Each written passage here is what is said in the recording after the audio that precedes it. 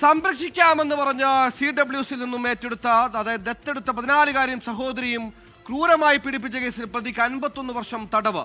കൂത്തുപറമ്പ് മാങ്ങാട്ടിടം സ്വദേശി CG ശശികുമാറിനെയാണ് Thalassery POCSO അതിവേഗ കോടതി ശിക്ഷിച്ചത്. ഫോസ്റ്റർ കെയർ നിയമപ്രകാരം വീട്ടിലെത്തിച്ച പെൺകുട്ടിയും സഹോദരിയും പീഡിപ്പിച്ച കേസിലാണ് വിധി. കരുതലാകേണ്ട കൈകൾ കരുതുമെന്ന് ഉറപ്പുകൊടുത്ത കൈകളാണ് ഈ ക്രൂരത കാട്ടിയത്.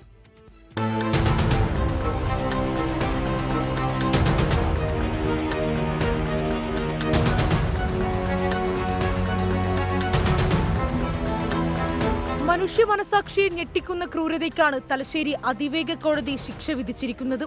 അനാഥരായ കുട്ടികൾക്ക് തണലാകേണ്ട വളർത്തുപരിചരണ നിയമത്തെ മറയാക്കിയായിരുന്നു CG ശശികുമാറിന്റെ ക്രൂരത.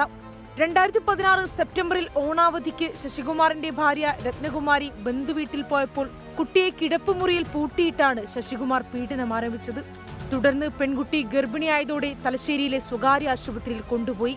അവിടെ വെച്ച് ഗർഭചിത്രം നടക്കാത്തതിനെ തുടർന്ന് കുട്ടിയെക്കൊണ്ട് കഠിനമായ ജോലികൾ ചെയ്യിപ്പിക്കുകയും വയറ്റിൽ വെട്ടുകല്ല് വെച്ച് അമർത്തി ഗർഭം അലസിപ്പിക്കുകയും ചെയ്തു. ഇതിന്റെ തെളിവുകൾ നശിപ്പിക്കാനും പ്രതികൾ ശ്രമിച്ചു.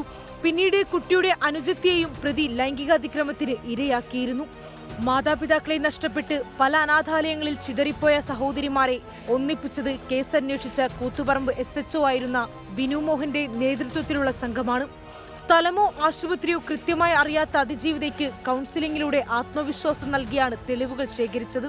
വെറും 60 ദിവസത്തിനുള്ളിൽ പോലീസ് കുറ്റപത്രം സമർപ്പിച്ചു. വിവിധ വകുപ്പുകളിലായി 44 വർഷം തടവും പെൺകുട്ടിയുടെ സഹോദരിയെ പീഡിപ്പിക്കാൻ ശ്രമിച്ച കേസിൽ 7 വർഷം തടവും ഉൾപ്പെടെയാണ് ശിക്ഷ. പിഴത്തുകയായ 1,55,000 രൂപ അതിജീവിതയ്ക്ക് നൽകണമെന്നും കോടതി ഉത്തരവിട്ടു. കേസിൽ വിചാരണ നേരിട്ട ശശികുമാറിന്റെ ഭാര്യ രത്നകുമാരിയെ തെളിവുകളുടെ അഭാവത്തിൽ കോടതി വിട്ടയച്ചു. 24 കണ്ണൂർ.